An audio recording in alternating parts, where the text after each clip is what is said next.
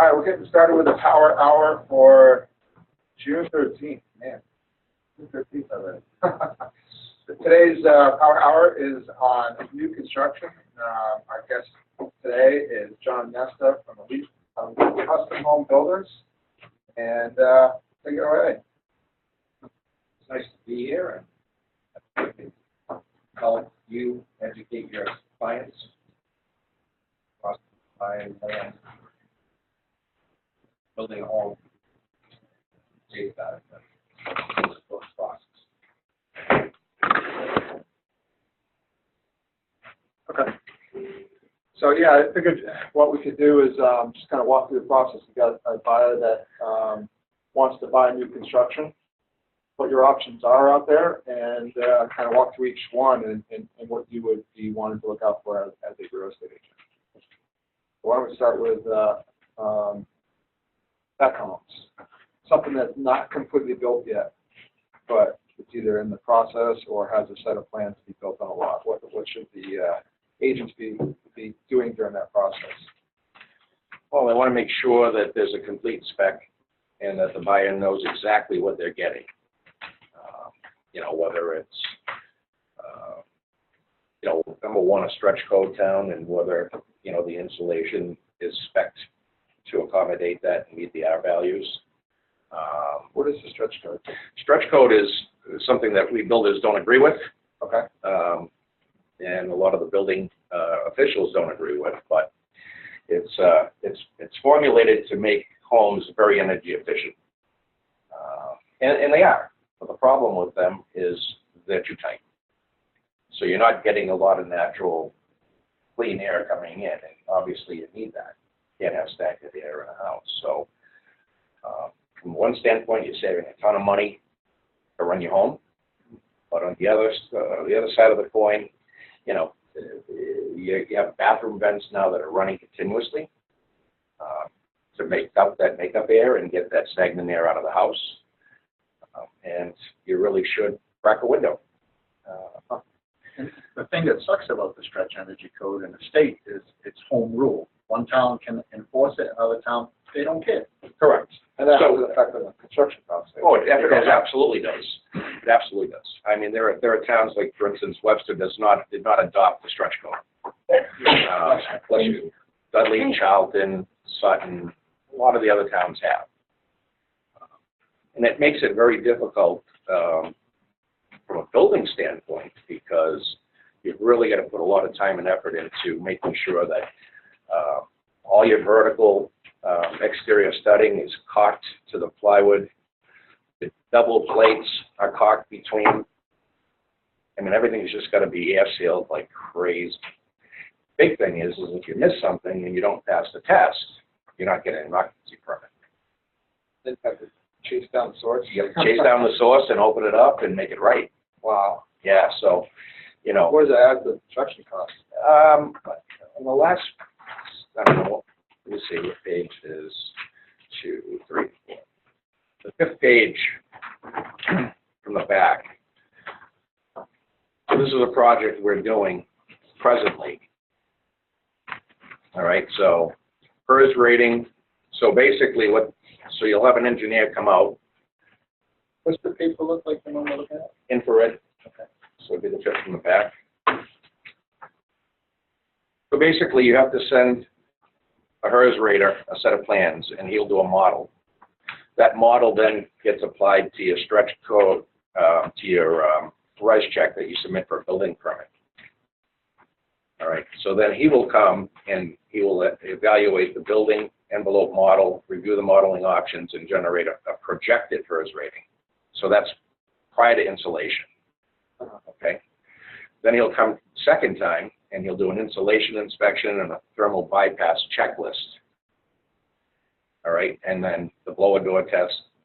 Should you have forced hot air, then it would be a duct leakage test, and then confirm all the ratings that they're in compliance. And then he'll generate a certificate. So this particular house is being about $1,900. That adds to the construction cost. Just for the testing? That's called soft cost. There's no added Right. stuff in the house. Right. It's just for that person to come and do their stuff. just to get the certificate of compliance. Right. Doesn't pay for one It doesn't, square it of doesn't insulation. include the extra effort you have to put into sealing everything ahead of time. Oh, it certainly doesn't. And so your insulation cost goes up. Yeah. Right? And your cost goes up by almost $1,900 per project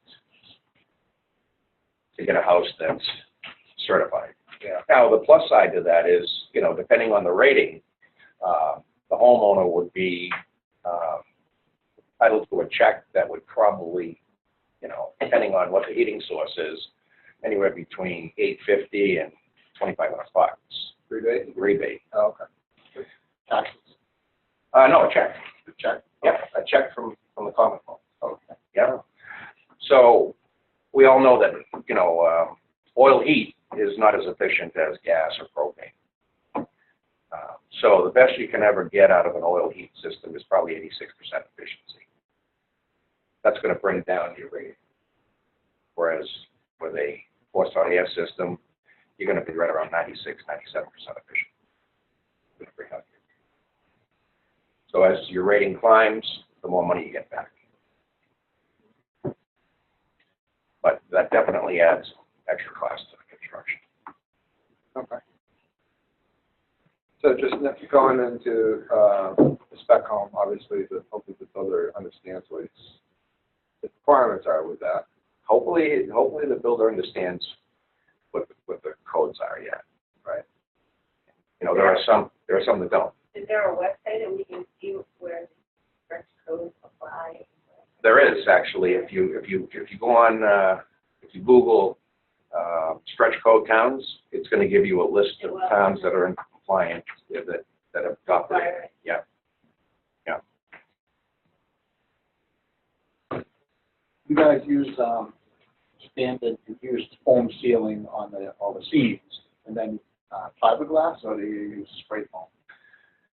Well, every house is different. It depends on, you know, whether there's deeper ceilings, how many windows there are, whether you're able to meet that res check compliance. So if you have too many windows in your house, the only way to be able to do that would be spray foam, right? Cellulose, right? Spray foam is more expensive. And it is more expensive, right? Right off the top, it's 2.5 times more expensive. But regular bad insulation and a 2x6 cavity is not going to give you the compliance if you have a house that has got a lot of skylights, windows. It's not going to happen. So that obviously increases the cost of the project. Okay, so as far as spec homes go, so they should make sure that they understand everything that's going in the house. If anything's not finished, it needs to be very clearly stated what's going to be in for finishes. Because I know a lot of times you go into these spec houses and they like to get everything done except for the finishes.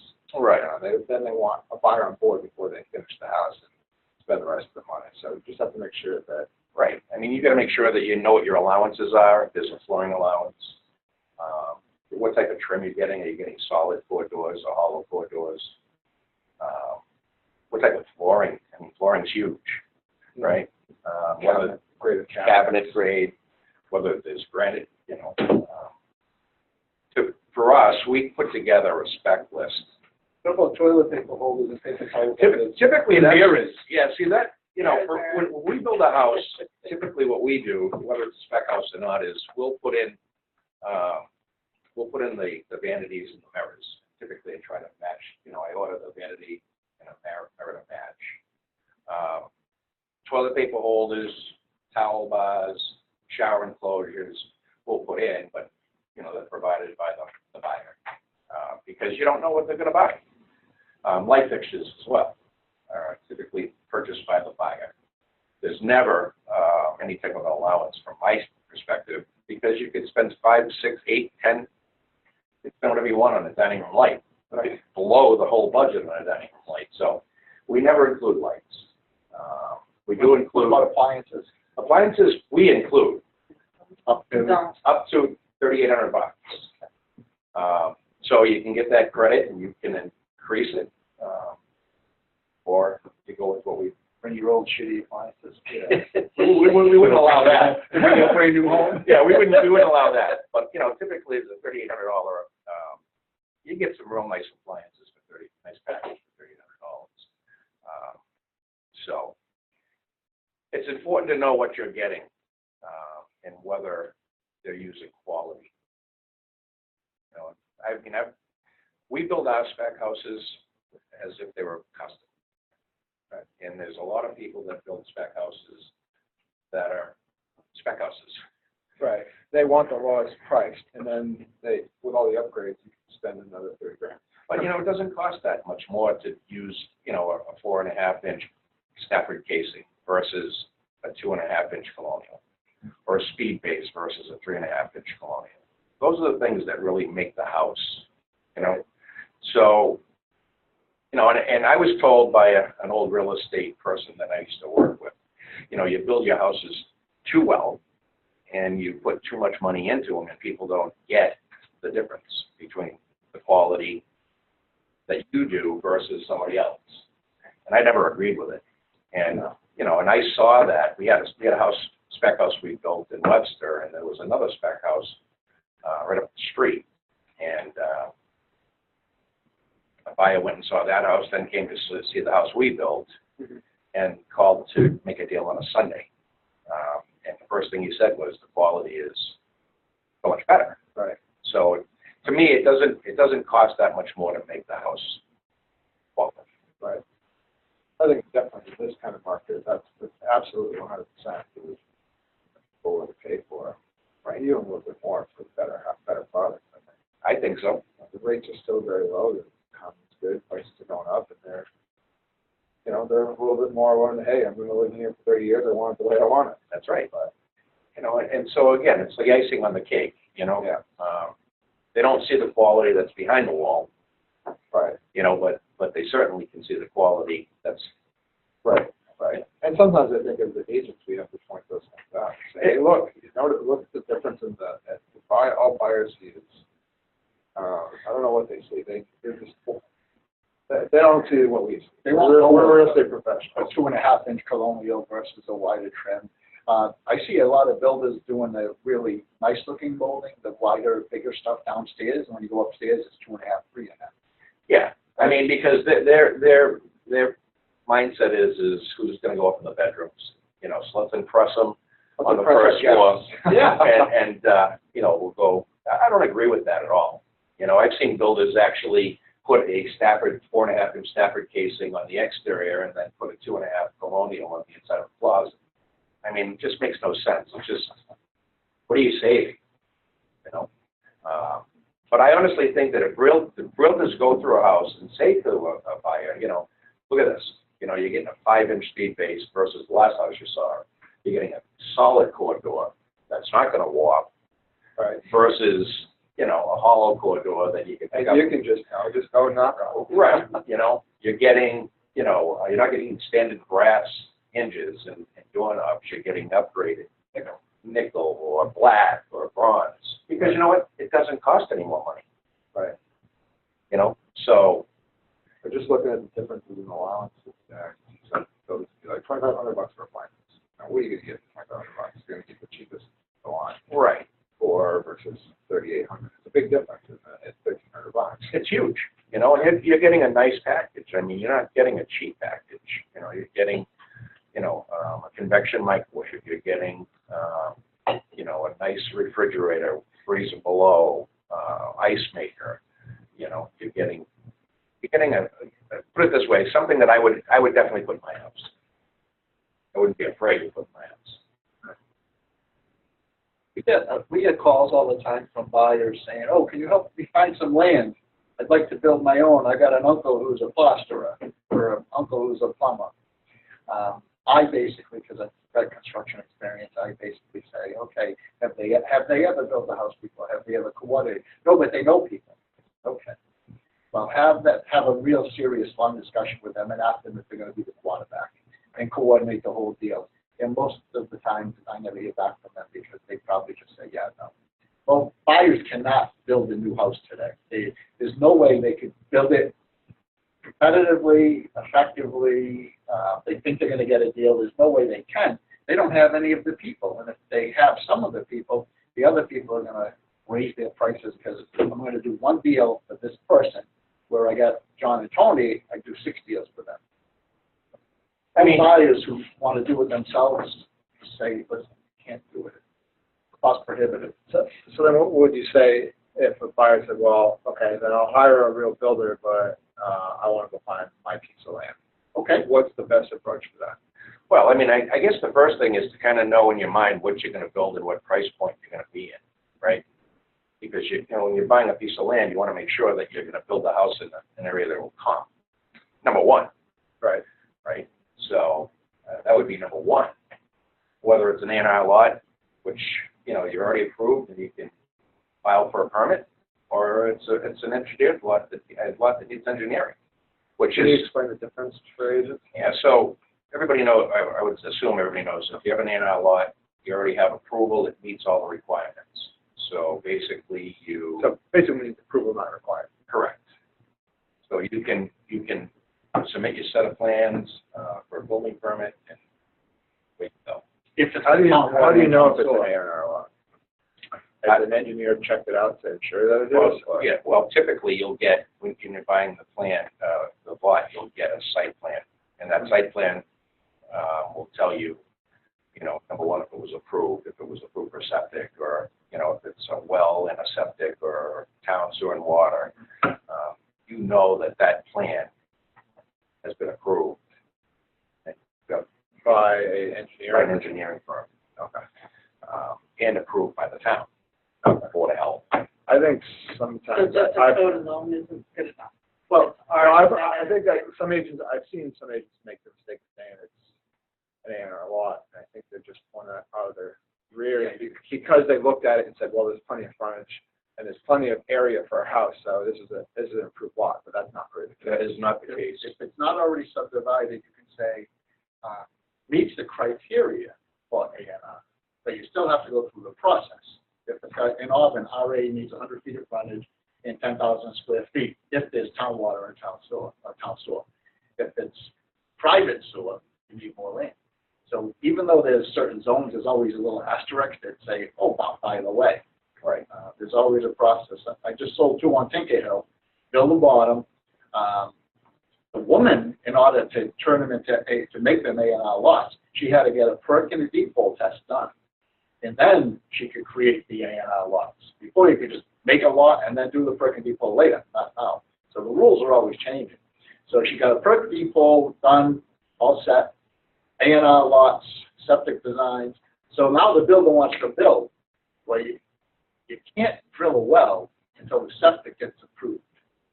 So they had to take the septic plan, bring it to the town to get the septic approved, the septic design approved, before he could drill the well. So he went through the process, the engineers missed a couple things, they kicked it back, and this all takes a month and a half. So now they get the septic thing approved, now they can drill the well. You have to drill the well before you get a building permit to build the house. So people think it's, oh yeah, just go build. And again, and the funny thing is some towns don't require the well to be drilled prior, right? Because now there's systems that can pretty much fix anything, unless you're not getting the minimum 5 gallons per minute, right? So if you're not getting the water quantity, then what's it going to do? It's going to increase your cost because you have to drill deeper to be able to get volume. Exploded with hydrofrac. Right. Which will work or may not work. Yeah. Right? So a lot of people, you know, and each casing rod, when they're drilling, is 20 feet, and that will cost you $1 a foot. And 20 feet goes like this. It's quick. Yeah, I know. I don't know in this area. I mean, you can go down a few hundred feet at least, right? It depends, even houses next to each other. I drilled a well on Auction Street North, and because the flow wasn't good, they went down another 200 feet, and that was less expensive than doing hydrofrac. So they went down like 500 feet on that. I did another one and that's low-lying area, which is weird. So just the drilling on average costs $2 per foot, like $2 a foot. Well, they start out at a minimum Yeah. to do it, because there's the pump, the cabling. Yeah. Every time it goes to, I forgot, like 325 feet or 250. It's a set price, and then after that, it's a price per foot. Up on top of the hill, on Jade Hill, I bought a lot, put a well in there. That went down, like 300 feet, and it pumped out like 10 gallons a minute. And that's the funny thing, because you could put a well, drill here, and then if you were to drill 10 feet over here, you know, you could hit it at 100 feet. Here you're at 500 feet. There's just, you know, no way of knowing. Right. But as you Unless increase, if you get the old guy with the stick. right, he's gone though. But there was seriously an old guy that had a cherry tree branch that would go to the job site, and then the branch would bend and say, that's where you want to put your well. Did it really work? It worked. Yeah, it did. It did work. It's old school, and people just, Yeah. it must have been something passed down through generations. Yeah, I mean, I've seen guys with 2 rods too. And they would dig, back in the day, they would dig the hole for the water, so if you could save, you know, a couple of days of digging, it made sense. Yeah, it was huge. But, you know, just to go back to the extra cost in wells, so the package typically is 300 feet or 5 gallons a minute, whichever comes first. That includes your casing, that includes your pump, which is a half-horse pump, and the wiring to the well. Now, once you exceed that and you're 300-400 feet, not only are you increasing the cost of the well, but you're also increasing the size of the pump that's required, Right. and you're increasing the wire, because as that pump gets more powerful, the gauge wire has to increase. So wells are difficult. Yeah. If you got a piece of land that hasn't had a well on it, that, you know, the value is, who knows what it's really worth to you, because I mean, what could the range of cost be for a well? It could be anywhere from $3,000 to $6,000. Okay. Yeah, that's probably an easy one was like just over $3 grand. The other one I think was $6 grand, that's going back a number of years. And that water, the more expensive well, the water wasn't good, I had to put a filter on it. Can you explain, phrases that might not know the difference between a perk and a, what's a perk and what's a deep well? People. Well, a perk test is going to establish the rate of which the water is absorbed in the ground. For septic system. Okay. Okay. And depending on that rate, you know, the engineer designs an adequate system to accommodate it. Okay. And those are probably $2 grand more in cost just to figure that out? Well, to engineer a lot, you know, you're looking probably anywhere between $3,000 and, depending on the lot, $300,000 and $600,000. Okay. Engineer it, not including perk test costs? No, but, well, that would be a package. That would be a package. It would be a package. So the engineer would come out. Somebody's just selling a lot, they don't want to do that themselves. If a buyer's getting into that situation, before they close, they want to do all this, correct? Well, they could do it one of 2 ways. They could do it officially or unofficially. You can dig a hole in the ground, you go down like 3 feet and just make a hole, pour water in and kind of time it yourself. Or, that's one thing. And then you need a backhoe because you have to go down and find he didn't talk about the deep hole. You had to find the water where it is or where it was. Where the water table is in the ground. Right. Yeah, I call it ring around a tub. When they dig in, they can see the soil change. It looks like, you know how you have ring around a tub? So when the water hits a certain level, the stones look different. They smell, they taste it, they look at it. They actually have a chart that shows them. Right. And they determine that's where the high groundwater table could have been. And from wherever that number is, the bottom of the septic system has to be 1 foot above, and then there's a 4-foot system on top. Correct. So as you're digging, you're seeing different modeling in the soil. So if you've got a raw piece of land you're looking at, buyer's interest, it says, called, so I love this piece of land, it's got none of the engineering done or anything. What would you suggest they do for due diligence before they close on that lot to make sure that they're not buying a dud? At a minimum, get a guy there who knows what they're doing with a backhoe and do that unofficial test. Somebody that does septic systems, that kind of thing? also check with the town, That's make sure only it's a with buildable private lot. though, right? Huh? That's only if you have to do private. But if you can find the public, you don't have to do it. You don't. You have to do I it. know, but you'd still want probably someone to make sure that where they would like to build a house is possible for, like like, how would you do your due diligence for, make sure there's not gonna be wetlands that's gonna prevent you from building on it, or making sure that you can put the house where you'd like to put the house and still gonna have the right setbacks? What would you guys suggest an agent do to make sure their buyer's not getting into the bump here? I'd just go to the town hall and talk to the building inspector and talk to the zoning agent, just to make sure that, you know, it's gonna meet the required setbacks, whether there is sewer and water, whether there is some issues that would prolong the process in getting a building permit, such as wetlands or easements. Freshly paved roads. Right. If they freshly paved the street, they don't want you ripping it up to go get water and soil out of it. I mean, because the problem is, I've heard your horse, or if buyers, you know, if buyers go work with an agent, oh, I want to buy this piece of land, we want to build on it, right? They buy it, and then it's a disaster. They find out, you know, they got this 4 acres, but the house has got to be, you know, 30 feet from the street, because the rest of it's got wetlands all over it, and it's nothing what they envisioned, or, you know, or just there's ledge, and they, you know, the house is going to be higher on the lot. They wanted to, like, I've actually heard of even buyers not having an understanding visually in their minds what the house is going to look like on the lot. Next thing you know, they see the foundation go in, and they're like, I didn't think it was going to be like that. I didn't. Well, I mean, ledge is a huge variable that really you don't know until you're really trying to dig a cellar hole. Right. And, you know, Some ledge you can peel, some ledge you can't get through with maybe dynamite. right, so we just built a house in Dudley, on Barrett Road, and it was solid ledge, solid. So we blasted. That increased the construction cost to $13,000 right off the bat. Yeah, I mean, You don't have a it's- ledge, and you just have a hole, and it costs you too. So yeah. Say it again. if you don't have ledge, you don't have any ground, it's a big drop off. You got the cost of the. Only if you're near the Auburn, hold them on. Well, the big thing too in the engineering process is once you have an engineer, he's going to recommend how the house gets placed on the lot, and whether you're just going to have a complete walkout and you can save some money with the step foundation. You know, you don't want to build a house on fill unless you want to wait a significant amount of time.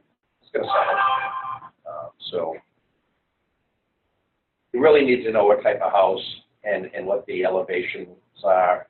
The site plan will show the elevations, it will show the top of foundation, it will show the grades, it will show the septic system location, it will show the well.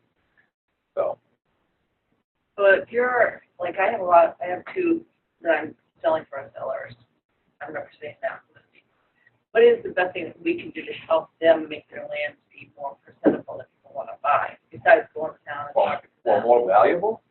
Well, informative for people that want to come and look at it, because if you don't, it's just a raw piece of land, that's not going to be as appealing to someone that's perked or town approved, it's zoned and all that stuff, right? Right. Well, I mean, obviously, a piece of land is worth a piece of land, right?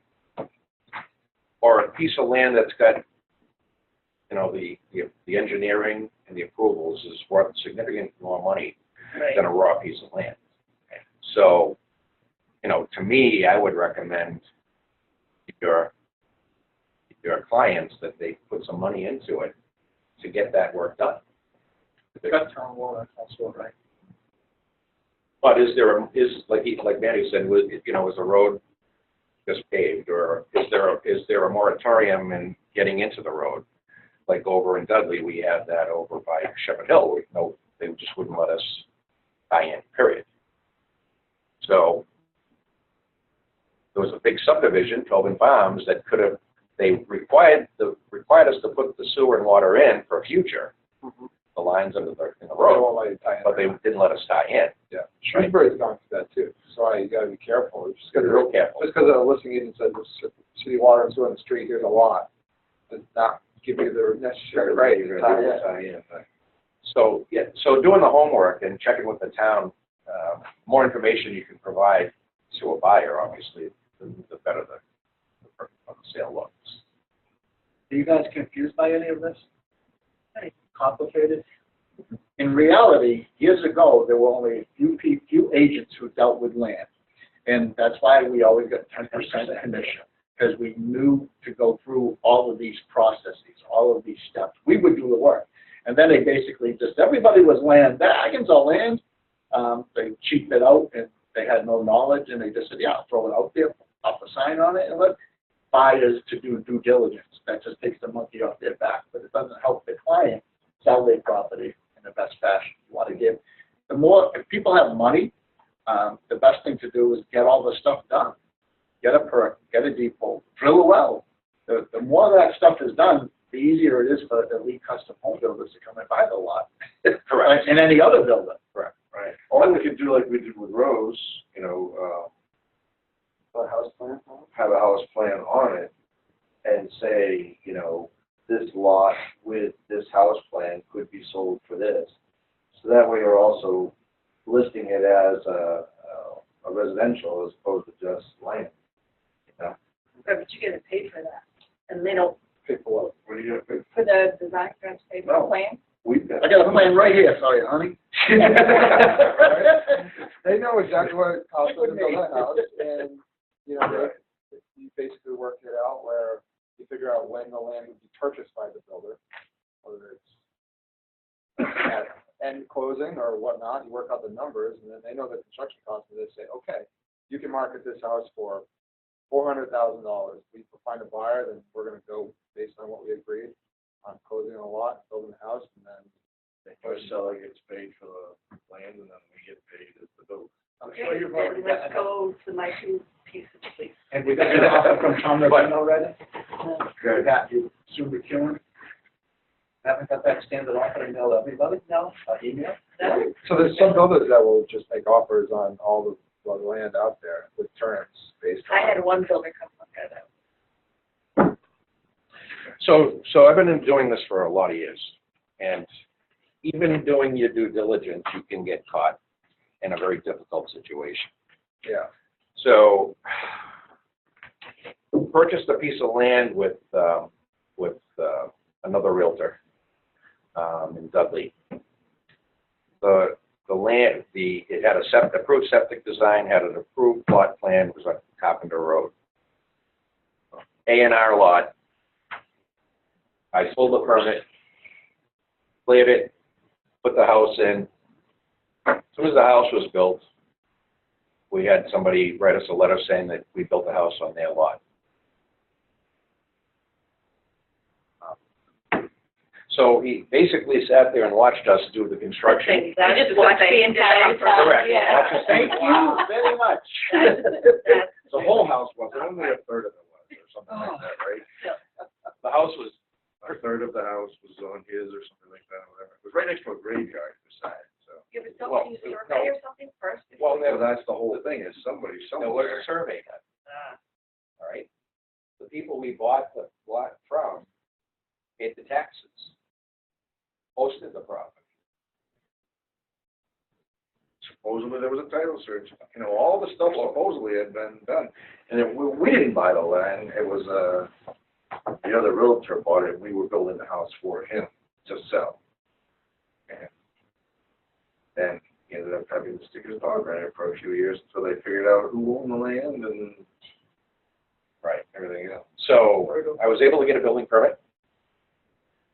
And then there was discussion about, you know, whether the house could be occupied. You know, so I said to the building official and the town council, I got a building permit and it meets the building code. So we should be able to occupy the house.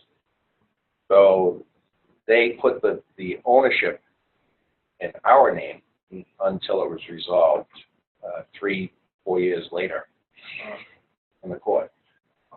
Right? Which way did it go? You had to pay for the house. We were saying, The buyer, the person that That it was his land. that said, yeah, He had to. not at what you know, obviously the market would have given, but Right, in the end, because otherwise you would have to rip the house off the lot. right. But you know, so like I say, you can do all the due diligence in the world. I mean, these things can happen, and how that happened, you know, who's responsible? is a lawyer responsible? Did he really pull a title search? You know, did he actually do a title search on it? Did they just do a tape survey? No. They just Like like having a insurance survey, survey, you know, God. it's great. Why do we have to Nobody- do this over everybody? Nobody would. We can't prefer even it. be a babysitter Well, all the way without because- having rights. Your shirt explains it. Do your job. Patriots. Quarterback. We are the Tom Brady of any transaction. We are the quarterback. We have to, even though there's a whole bunch of other people, we're responsible to make sure all the players are doing their job. It's a little nerve-wracking. It's Jack. Yes, it is. It's a tough That's why we business. get 6%. That's why we should not reduce our fees. Absolutely. It's a tough business. It's hard. I mean, and you would hope that you align yourself up with professionals, attorneys, and engineers that do the right thing.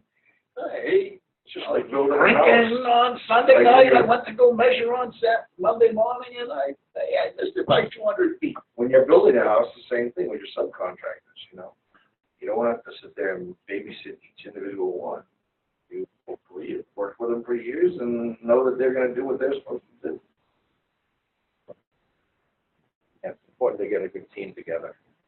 That timing, my niece, I sold their house in Shrewsbury, they wanted to come to Auburn, I've been searching, gave them a couple options.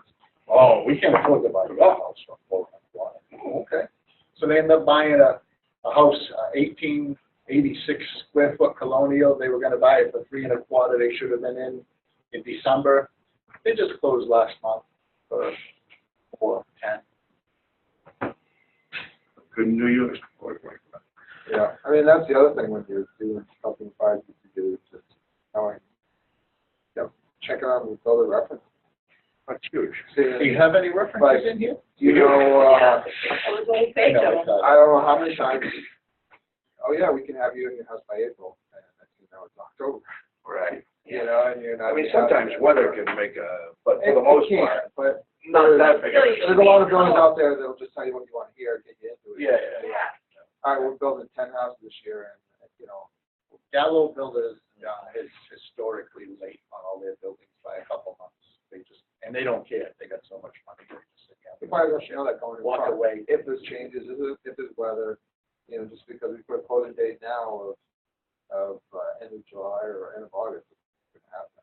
You have to set the buyer's expectations. They want new construction, not an already built spec sitting on a lot. These are all things that are going to be frustrations. They're stressful. It's not the easiest Usually we're process. like, we're on 120 days From foundation. from foundation. And Brookwater changes delay it. Like the second house I built, that was 1 full week late. My niece at the last minute wanted finished in place hardwood floors. For hardwood floors, the wood has to sit in the house for a week before you can do anything with it, because it's got to get the same moisture content. Right, so that I told her that was her fault, not mine. And that's what happens, but getting back, you know, obviously if you're gonna work with a builder, you want a good list of references, you know. Should be able, you know, any good builder should be able to provide that. You wanna make sure that they're licensed and fully insured. And, that they have some customers that they can bring you to. I mean, we bring our prospective clients to meet our customers. Could a builder build with a home improvement license, so they have to have a CSO? They have to have a CSO. There's a big difference between the two, I know. right? The only reason there's a home improvement license is to bring more money into the Commonwealth of Right. Massachusetts. Because it's funny, right? As a construction supervisor, you can build a house and you can build anything which, obviously structural, anything structural. With a home improvement license, I can't, without one, put a window in, put a door in, do a roof, build a deck, right? But you get these people that are getting home improvement licenses that have no structural background, but they're building decks. Right. So we have to pay for the license to be able to do the remodels. Otherwise, we can't. You can't do Which is crazy. You can build a whole house, but you're not allowed to install a window. Wow. It's just a money grab. It's a money grab. Yeah. Yeah. So once you go through, So even anybody that's got a client that's hiring contractors to do windows, doors, et cetera, decks, they have to make sure they have home supervisor. they need to have a home improvement license and they need to have insurance. And never, ever have a homeowner pull their own permit. As soon as they ask for that, walk away. If a contractor says, hey, why don't you pull your own permit, I'll do the work. So we'll go to that page, which is second from the last.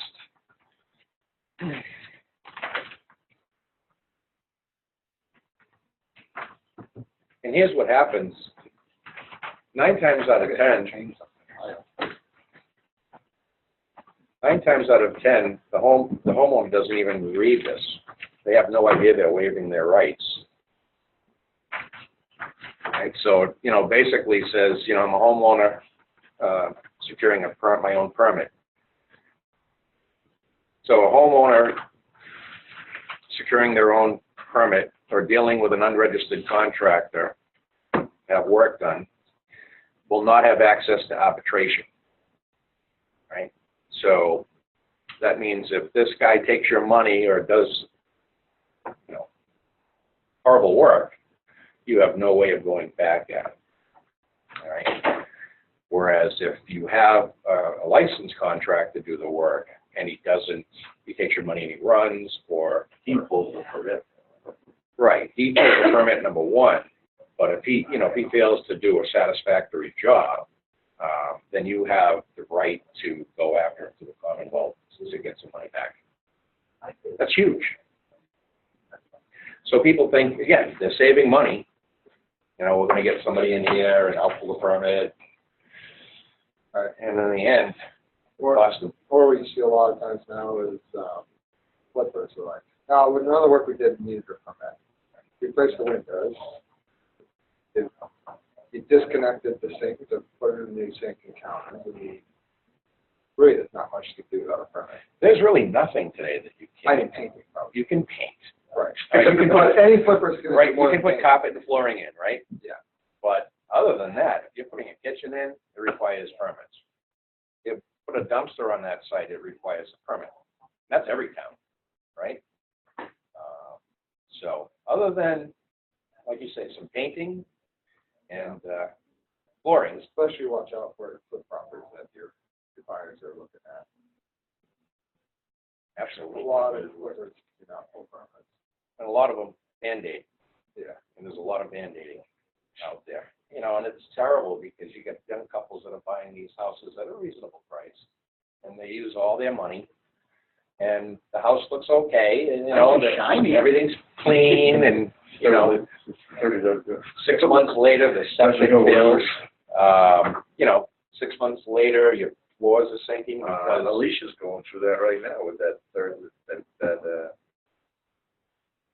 30 Joshua Hill Road, I think it was, whatever. Remember, it was $2.99, and I'm like, are you crazy? That place is. Remember the trim wasn't done right and all that other stuff. Oh, her clients ended up. You mean the kitchen cabinet was like. Right, exactly. Yeah. I remember that. Right. I knew you remembered that. Well, it turns out they said it had a Title V. Now it doesn't have a Title V. All kinds of stuff is going on. I just happened to, when I was at Lynn's for my closing, I was overhearing a phone call, so. it's scary. Yeah, that was, I could tell, with Yeah. a blind person could see the house was Mickey Mouse. Right, absolutely, right. It was terrible. And then these people are in a position where they can't afford to make repairs because they just spent their life savings to buy their first home. It's sad. We don't do flips that way. Yeah. Unless they're in Connecticut. Well, that Connecticut house we had, just because you said that, we had a home inspection on there, and we got like a 99, I think, rating. That house was really nice. Came out nice. Kept the old world charm and put the new efficiency in. Yeah, it was really nice. So, let's just say now we're ready to deal with a builder.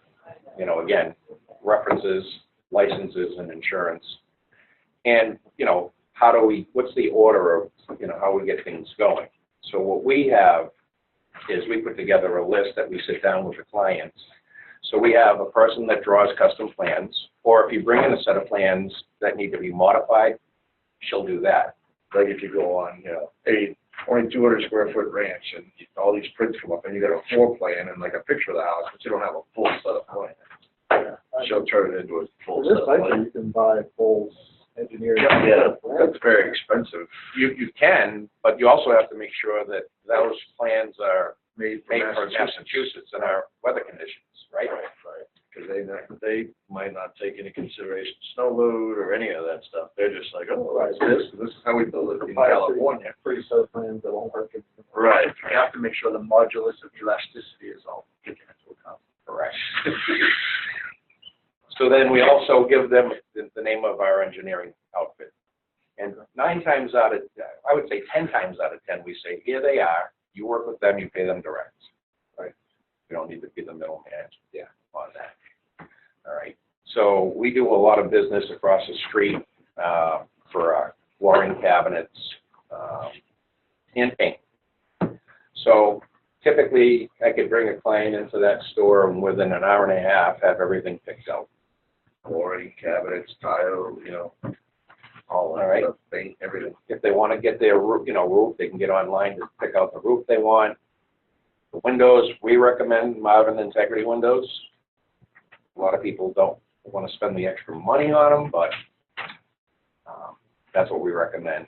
Siding products, they can pick out. Plumbing products, their heating, and interior lighting fixtures. So we give them a guide. So the more information that they, when we actually sit down and do the deal, obviously, if we have all the information, it makes it that much easier to put a real price together. We give them a sequence of construction. So it starts from site engineering right to occupancy permit. If it's a turnkey product. So they know what's coming next. Just a little guide, that's all. We give them a questionnaire that has everything in it. So, are you going to have a forced hot air system? Are you going to have forced hot water? Is it going to be direct vented, power vented? All these things. And we explain it to them, because not everybody knows what the hell a power vent is, or a direct vent, or whatever, so. So all these things add or reduce cost. So the more information we have up front, the easier it is for us to put together a budget. So once we get through that process, we write a complete set of specifications, and this is the key to making sure that everybody's covered. And if you go through it, it tells you everything that is included in this product process. It tells you what we're going to use for framing material. It tells you what we're going to use for porches and decks, the roof. This isn't to say we're going to use shingles, you know what I mean? It says specifically what you're getting, Right. so you know. Literally right down to the toilet, what kind of toilet you're going to use, how many gallons per flush. The spec sheet is further back on there. Right. So Whether you're going to have a slider or a French door, whether it has grills between the glass or it doesn't, what your front door is, what the rough opening is, everything. The more information you can give, the better, absolutely. what they're responsible for getting, what we're responsible for getting. Timeline, timelines too, right? Absolutely. And it goes into your plumbing. It goes to your heating and air, your electrical. So in this particular house, in electrical, it's telling you everything you're getting in every room. How many outlets you're getting, how many switches you're getting. And there's no question, what So I do mean? you guys do anything specific for quality control? As far Like as, your process? Like every time like a patient comes through, do you have somebody check it before they go on the next one or make sure it's well, or maybe some people just come in, they subcontracted all this stuff and bam, and then the house, and they walk away and the house is. yeah, no, not at all. We build houses, honestly, like we're going to live in them. So if it doesn't pass the eye, it's getting redone. It's getting redone at our cost, not the homeowner's cost. I had a builder, and I'm not going to say the name, but I swear that's what they did. Go in there. There is a big Pretty difference. scary. Some And I don't know- builders will look at punch lists like it should be a dozen items, and other builders are like, they're okay with punch list being 100 items. Yeah, You know what I mean? I don't We're get okay that. with 0 items. Zero. Right, like, literally, we go through the house. And I don't know how they survive. How do they survive when they have a bunch of 100 plus? And they still. Because at day one, they're like, oh, he's gonna do it for 150, this guy's gonna do it for 100, oh, the $100,000 guy. And then in the end, they find out why it's a $100,000 guy. You know, and unfortunately, that's true. I mean, the homeowner ends up, you know, bearing the brunt of that. But us as an agent, we don't always know that. When you go look at their work, you see it's supposed to be good, there's, Well, I mean, let's until you've had a bad situation, then you're like, okay, not so Well- sure I want to use that builder ever again. what we typically do is, like, during the week, we don't allow anybody, homeowners or realtors on the job during the week. But typically on a Saturday, we'd make an appointment for a weekly walkthrough, where there's, you know, Friday, the site is clean, no one's gonna trip, guardrails are up, no kids are gonna get hurt. Covers us from a liability standpoint, and then you guys walk through, and if there's something that is a concern, it gets addressed there. Up until the last, typically, once the interior trim's going in, we don't want clients coming in the house. Because if you're in the house every week, when the house is finally done, you don't get that wow, you know? There's no excitement. For us, we kind of live for that excitement.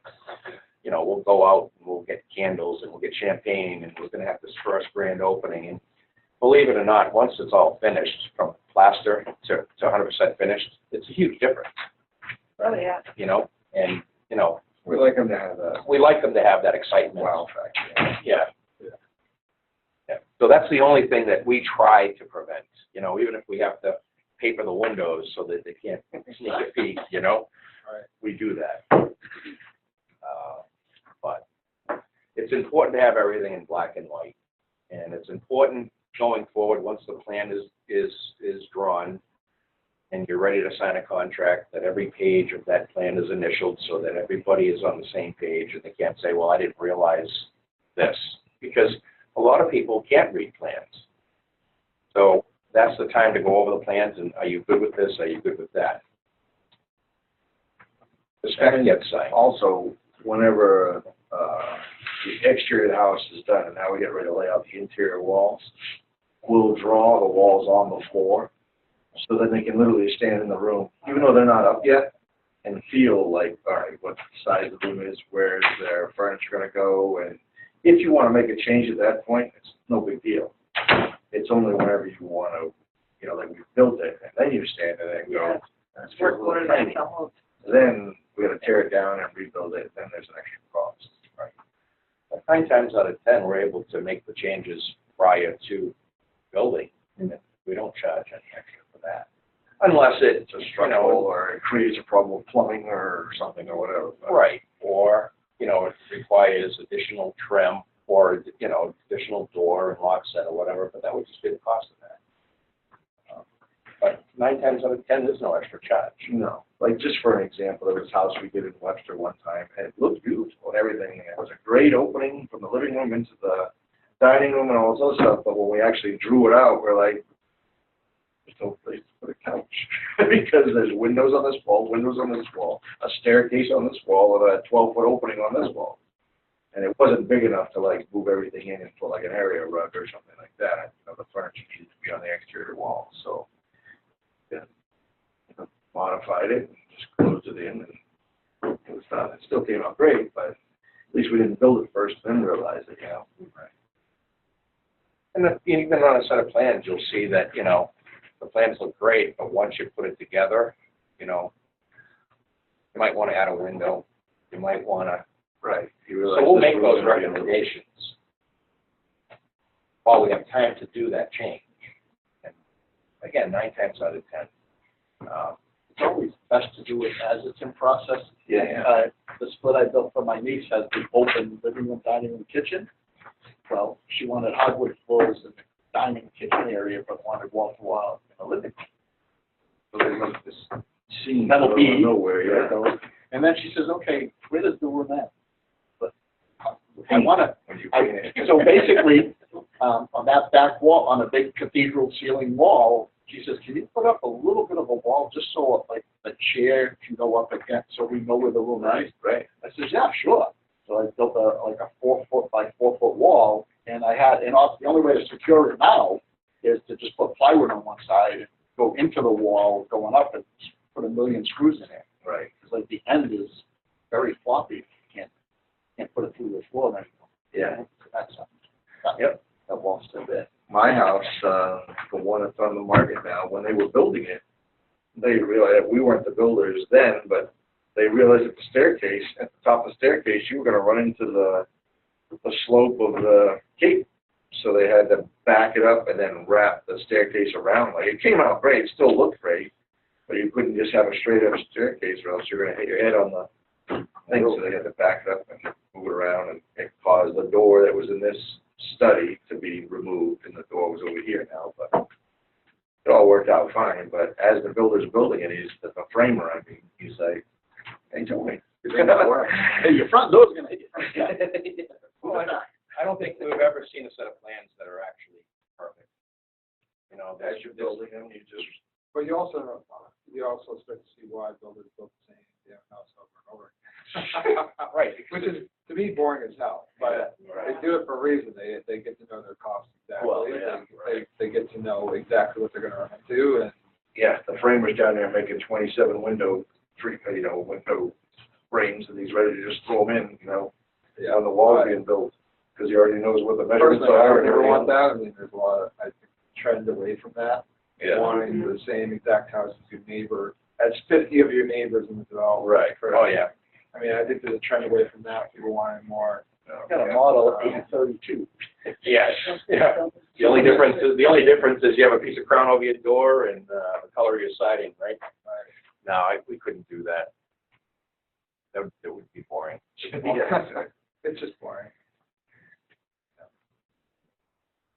Any other questions, guys? You want to come with my We'll go look at it whenever you want. Yeah, really. Yeah, I mean, I've seen it at work. It's proven to be a successful formula, because most buyers are just not going to be out there looking for lots and say, oh, I like your lot. So then you're only left with just builders that are looking at your lot. Yeah. Typically, if they're going to buy it and they're going to take the risk on it, they're going to want it cheap. If I had you before, the guy just came out with this week, might be interested in making typical thing. Only up to 25 or 25 or 25. They, We bought a lot on Casey Road in Charlton, and so it was an approved lot, except the site plan was approved, everything. Typically, it was an A&R lot, other than the fact that the way that the house was positioned didn't really make it very desirable from our standpoints. So we paid the extra money to have the site plan reworked. So they had it originally, they were trying to put a house up on the cheap, so they had probably a 25-foot driveway in front of the road. And there's a colonial back here, so they would have no privacy at all. We brought the house back so that they have privacy. It's got a longer driveway, but it's got better, sail appeal than the way they had it. But that's another good example of the due diligence thing too. Like, here's a lot, A&R lot, it's being sold, plus it's already been designed, it's already got a will, and you think, we're golden. Well, it turned out it had, what they called, order of conditions. On it, we had to plant so many plants or something, or whatever the hell it was. That was an added cost that if you didn't look into it, you would have never known, And it was like $2,500 worth of plants we had to put in. Yeah, so we found that out going through the engineer, Oh, okay. and then went back to the seller and said, you get $2,500 worth of plants, then we're going to reduce our offer to accommodate. It didn't disclose. Right. It wasn't disclosed. Right. So, But they had no problem with it. no, they didn't. But the big thing is making sure that the design fits, and it fits the neighborhood. You know, we could have just built that house right where it was, no extra cost, but wouldn't be the right thing to do. Right. Like you said, we build them like we're gonna live in them. Yeah. We really do. And we don't have punch lists. Yeah. We do not have punch lists. Yay, get it E+. You'll see. Because what buyer wants to walk in? No. Yeah, and this is the time to be all excited, not go, I've seen buyers come in with painter's tape, so they could just put tape on all the friggin' imperfections. Fire I see them come in with the note stick, You would think, Oh, they yeah. did what are they it. called? Sticky notes. Sticky It was notes. brutal. And the house looks like it just got a yellow disease. There's so many of them on there, you know. Now, we try our damnedest to make sure that when that house is done, that there's no reason for anybody to go back. You know? And then if there is, we go back, we resolve. And the last thing is the builder's warranty, to know really what you're getting and what's being guaranteed. What is a good builder's warranty include? I'm sure there's differences in warranties, right? Well, Builder's warranty. Is there a standard that they have to offer? No, it's not automatic. People think it comes with a 1-year automatic warranty. It's not automatic. truth be told, it is automatic. It is? It is, and it's more than 1 year by the Commonwealth of Massachusetts. It's like 3 years. I think it's 3 years. Is it Wow. enforceable? It's enforceable. Good, I'm glad to hear that. I never heard that. Us builders don't like to tell people that. No, my clients have. So what, builders will offer a 1-year home warranty and hope that they don't know that it's actually 3 years? Well, no, I mean, homeowners or buyers don't know that it's an actual law that builders have to stand by their work for a minimum of 3 years. But typically, we write in our contracts, like everybody else, a 1-year warranty, right? You know, the big thing is, you know, guaranteeing a dry basement. Right? That's huge. Yeah.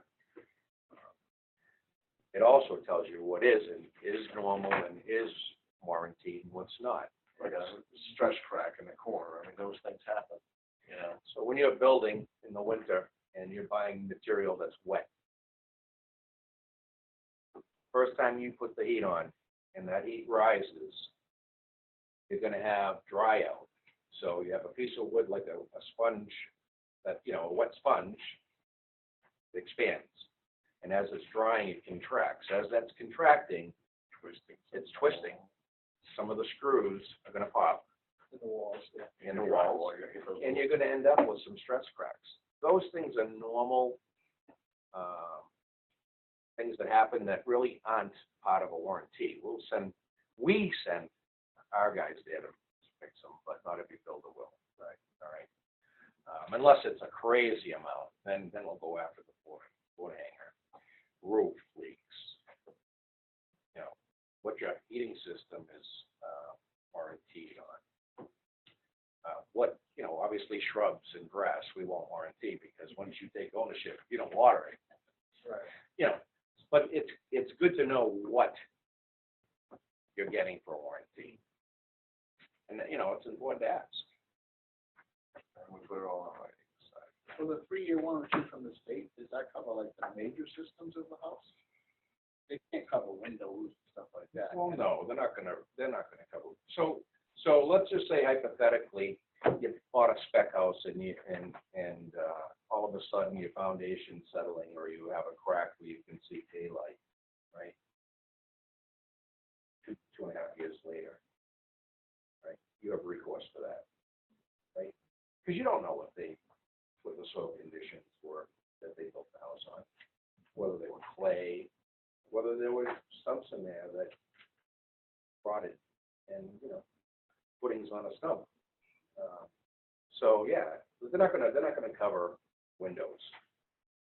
They're not gonna cover the roof. But the major stuff, you know, structural issues, most certainly. You guys have a structural engineer you work with? We do. Yep. Have a 3-decker where the foundation walls are leaning. What should I do? The home inspector's gonna pick on that.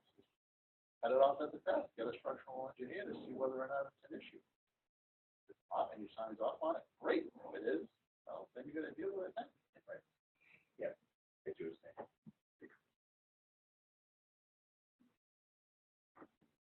Any other questions?